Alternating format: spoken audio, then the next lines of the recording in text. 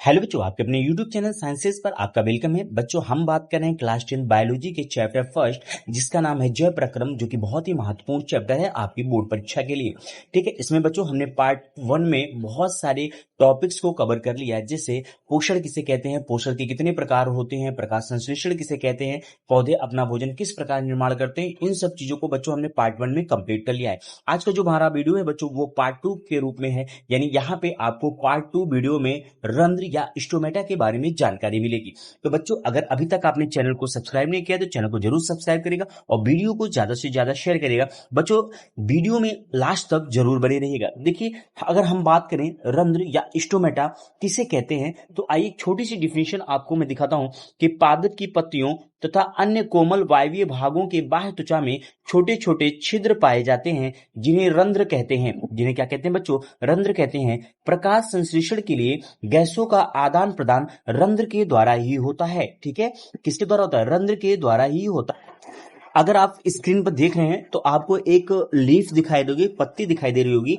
इस पत्ती को अगर हम ग्रीन मान लें, क्योंकि पत्तियां ग्रीन कलर की होती हैं, ठीक है, तो ये कैसी वायवीय भाग है? कैसे भाग है? वायवीय भाग है, यानी एयर सैक इसमें उपस्थित होता है। अगर आप ध्यान समझे तो इसमें छोटे छोटे जो होते हैं बच्चों, वो छिद्र पाए जाते हैं। क्या पाए जाते हैं? छोटे छोटे छिद्र पाए जाते हैं। ठीक है, इन्हीं को हम क्या कहते हैं? रंध्र कहते हैं।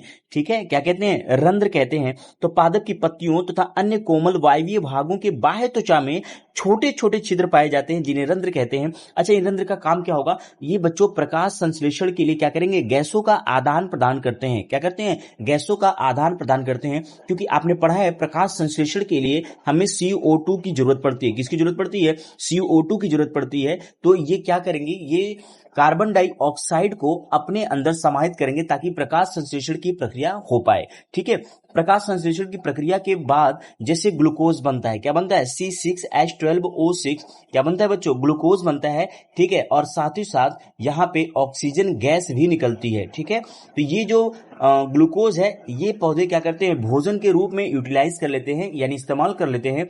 क्योंकि ऑक्सीजन इनके किसी काम का नहीं है, तो ये ऑक्सीजन को क्या करते हैं? बाहर करते हैं। तो ये जो पौधे ऑक्सीजन अपने शरीर से बाहर करते हैं, वो किसके द्वारा करते हैं? रंध्र के द्वारा ही करते हैं। तो इसी प्रक्रिया को बताया गया है कि प्रकाश संश्लेषण के लिए गैसों का आदान प्रदान रंध्र के द्वारा होता है। स्टोमेटा के देखने के बाद बच्चों, अब हम देखेंगे रंध्र की संरचना। ठीक है, एक एक पॉइंट्स कैस के आप यहाँ पे याद कर सकते हैं कि जो रंध्र होते हैं, ठीक बच्चों, जो रंध्र होते हैं वो कहाँ पाए जाते हैं? रंध्र पत्तियों की बाह्य त्वचा पर पाए जाते हैं। प्रत्येक रंध्र में, ठीक है, प्रत्येक रंध्र में दो अर्धचंद्राकार सेम के बीच के आकार के द्वार कोशिकाएं तथा मध्य भाग में रंध्रीय गुहा पाई जाती।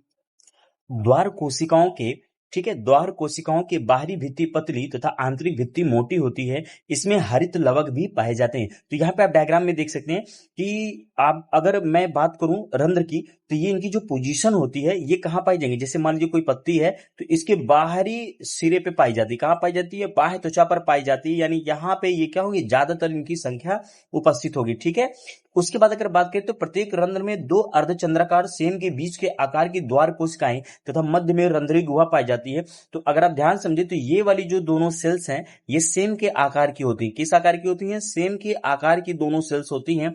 ठीक है बच्चों, ये किस आकार की होती हैं? सेम के बीज, यानी जो सेम के बीज होते हैं उनके आकार की ये दोनों सेल्स होती हैं, जिनको हम क्या कहते हैं? द्वार कोशिकाएं कहते हैं। क्या कहते हैं? द्वार कोशिकाएं कहते हैं। और ध्यान से अगर आप समझें तो ये बीच में आपको गैप नजर आ रहा है। क्या आ रहा है? बीच में ये गैप नजर आ रहा है। जो जो जगह स्पेस है, इसी को हम गुहा कहते हैं। क्या कहते हैं? गुहा, यानी जहां पर खाली जगह होती है उसको हम बायोलॉजी की भाषा में गुहा कहते हैं। क्योंकि अब ये अगर आप ध्यान से समझें तो ये रंध्र के बीच का स्पेस है। कहाँ का है? रंध्र, ये दोनों आसपास क्या है? ये रंध्र का स्ट्रक्चर है और ये रंध्र के अंदर गुहा है, तो इसलिए इसको हम क्या कहते हैं? रंध्रीय गुहा भी कहते हैं। ठीक है, तो प्रत्येक रंध्र में कितने अर्धचंद्राकार सेम के बीच क्या कर रहे हैं? दो। ठीक है, और इनको हम किस नाम से जानते हैं? द्वार कोशिकाओं के नाम से जानते हैं। और साथ ही साथ इनके बीच में क्या पाई जाती हैं? अगर आप ध्यान से समझे तो रंध्रीय गुहा भी पाई जाती है। क्लियर है? अब अगला पॉइंट ध्यान देना है कि द्वार कोशिकाओं की बाहरी भित्ति पतली होती है। ये जो बाहरी भित्ति होती है वो कैसी होती है? पतली होती है। और जो आंतरिक भित्ति होती है, यानी जो अंदर की भित्ति, इंटरनल भित्ति होती है, वो क्या होती है? मोटी होती है। और ध्यान देने वाली बात आपको अगर आप समझ पाए तो यहाँ पे हरित लवक भी पाए जाते हैं। ठीक है, क्या पाए जाते हैं? हरित लवक भी पाए जाते हैं। तो ये क्या थे? स्टोमेटा के बारे में जानकारी थी। अगर हम ध्यान से समझे तो यहाँ पे स्टोमेटा के दो डायग्राम दिए हुए हैं। पहला जो डायग्राम है ये खुला हुआ है, यानी जब स्टोमेटा क्या हुआ है, खुला हुआ है। और दूसरा डायग्राम जो आपको रिप्रेजेंट कर रहा है वो जब स्टोमेटा क्या है, बंद है। ठीक है, क्या है, बंद है। और पहला क्या है, खुला है। तो अगर आप ध्यान से समझे तो ये क्रियाविधि कब हो रही है, स्टोमेटा खुल रहे हैं और स्टोमेटा बंद हो रहे हैं। तो ध्यान देने वाली बात है कि प्रकाश संश्लेषण की जब प्रक्रिया होने वाली होती है तब स्टोमेटा अपने आप को खोल लेते हैं, यानी ओपन कर लेते हैं। और जब स्टोमेटा प्रकाश संश्लेषण की प्रक्रिया हो जाती है तो ये अपने आप को क्या करते हैं, क्लोज कर लेते हैं। और फिर प्रकाश संश्लेषण की प्रक्रिया होने के बाद कुछ देर के बाद फिर से ये क्या होते हैं, क्लोज होते हैं। क्योंकि मैंने ऊपर बताया था कि जब प्रकाश संश्लेषण की प्रक्रिया होती है तो उसमें ग्लूकोज बनता है। ठीक है, ग्लूकोज के साथ साथ क्या बनता है, ऑक्सीजन गैस भी बनती है, जिनको ये क्या करते हैं, शरीर से बाहर करते हैं।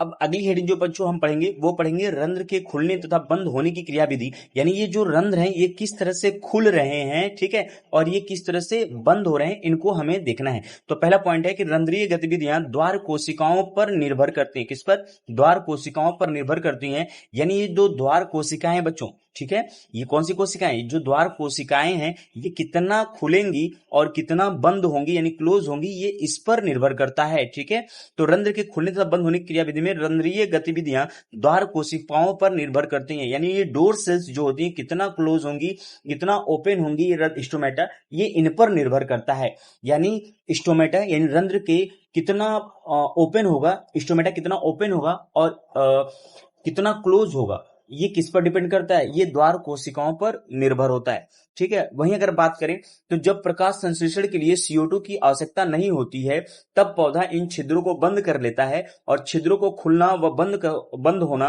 द्वार कोशिकाओं का एक कार्य है। यानी जब प्रकाश संश्लेषण की प्रक्रिया नहीं होगी, यानी कार्बन डाइऑक्साइड की जरूरत नहीं होगी, क्योंकि प्रकाश संश्लेषण करने के लिए हमें कार्बन डाइऑक्साइड की जरूरत पड़ती है। तो जब ये प्रकाश संश्लेषण नहीं होगा तो कार्बन डाइऑक्साइड की जरूरत नहीं पड़ेगी, तो ये द्वार कोशिकाएं क्या होती है, क्लोज हो जाती है। स्टोमेटा क्या होता है, अपने आप को बंद कर लेता है। ठीक है, जब द्वार कोशिकाओं में वायु अंदर जाती है तो वो क्या होती है, फूल जाती है। सिंपल सी बात है, अगर इसमें एयर बाहर से, कहां, बाहर से एयर यानी हवा जाएगी तो इनका साइज क्या होगा, बढ़ जाएगा, ये क्या हो जाएंगे, फूल जाएंगे। तो ये बच्चों हमारे कुछ इंपॉर्टेंट पॉइंट्स थे जिसको हमने कवर किया। स्टोमेटा यानी रंध्र बहुत ही महत्वपूर्ण है आपकी बोर्ड परीक्षा के लिए, इसलिए मैं इस वीडियो में बहुत ही छोटा टॉपिक रख रहा हूं ताकि आप छोटे छोटे टॉपिक को आसानी से तैयार कर लें। तो बस आपको अगर वीडियो मेरा पढ़ाना अच्छा लगा हो तो आप वीडियो को ज्यादा से ज्यादा शेयर करें और चैनल को सब्सक्राइब करना ना भूलें। मिलते हैं बच्चों नेक्स्ट वीडियो में, तब तक के लिए धन्यवाद।